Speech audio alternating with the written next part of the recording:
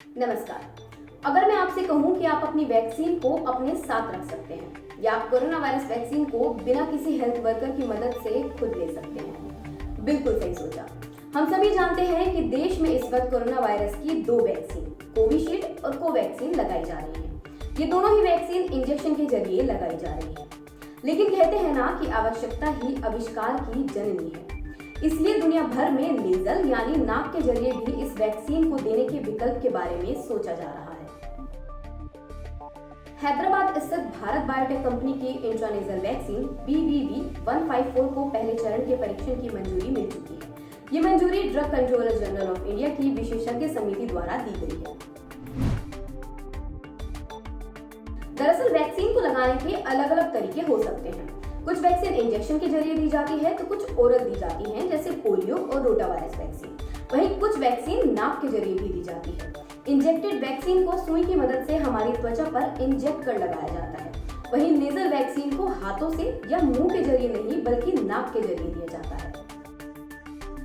कोविड-19 के ज्यादातर मामलों में ये पाया गया है कि कोरोना वायरस म्यूकोसा के माध्यम से शरीर में प्रवेश करता है और म्यूकोसल मेम्ब्रेन में मौजूद सेल्स और मॉलिक्यूल्स को इन्फेक्टेड करता है। बस नेजल वैक्सीन से म्यूकोसल मेम्ब्रेन में मौजूद वायरस को निशाना बनाया जाता है और अगर हम नाक के माध्यम से वैक्सीन देंगे तो ये काफी प्रभावी साबित हो सकती है। नीति आयोग के सदस्य स्वास्थ्य डॉक्टर वी.के. पॉल के अनुसार नेजल वैक्सीन हमारे लिए एक गेम चेंजर साबित हो सकती है, क्योंकि इसे आप खुद भी ले सकते हैं। A nasal vaccine candidate has been identified, and we believe this will be coming for the consideration or has come to the consideration for the regulator for phase 1, phase 2.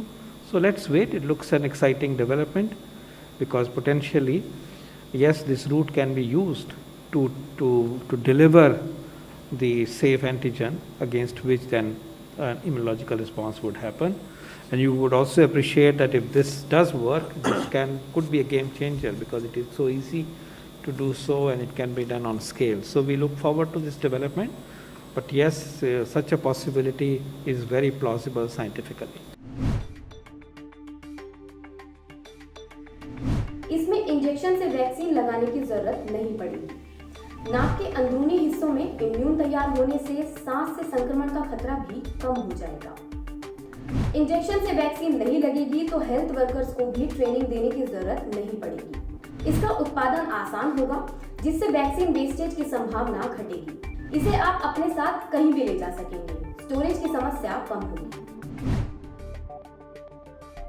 Clinical trials registry के अनुसार 175 लोगों को nasal vaccine दी गई है।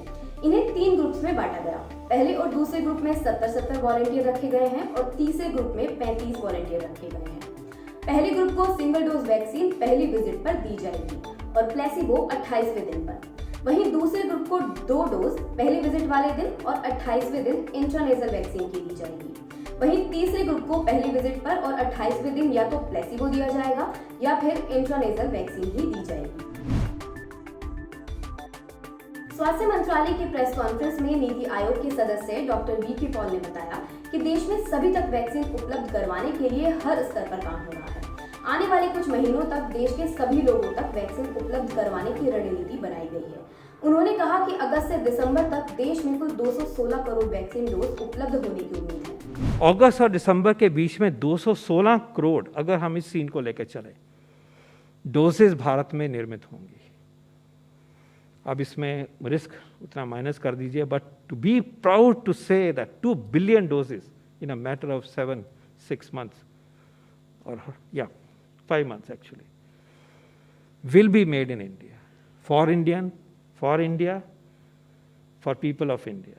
तो इसमें कोई दो राय नहीं होनी चाहिए कि vaccine will be available for all as we move forward. इन 216 करोड़ डोज में से 75 crore Covishield, 55 crore Covaxin, 30 crore bio E subunit vaccine, 5 crore Zydus Cadila DNA vaccine, 20 crore SAI Novavax, 10 crore BB nasal vaccine, 6 crore Gennova vaccine और 15 करोड़ डोज स्पुतनिक की उपलब्ध होने की उम्मीद है। अतः आप और हम सुरक्षित रहें, इसके लिए जरूरी है कि हम मास्क पहनें, घरों में रहें और अपनी बारी आने पर वैक्सीन जरूर लगवाएं। आज के इस वीडियो में बस इतना ही। धन्यवाद।